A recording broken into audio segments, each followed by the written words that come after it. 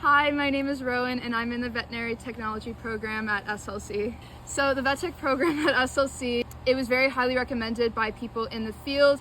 It has a great reputation. It gives many opportunities. I know that lots of clinics like to see St. Lawrence because we get such a good reputation. Did apply for other colleges as well, but I also really love Kingston. I've come here many times. I really like it. It's really pretty and it's a great little town to go to school in. I'm a second year student now, so last year I lived in residence. It was a pretty good experience. I met a lot of people and some of the friends I made I'm still friends with to this day. I loved the general areas like the lounge rooms. Got a lot of work done in there because my course load's very heavy, and so there's a lot of times where I had to kind of remove myself from my room and focus. There's a lot of events that happen in residence as well. It's super convenient. It's a 2-second walk. You are like a little bit separated from the school, which is nice because it's not attached to the building. It's still super easy to access everything in the school, especially in the winter.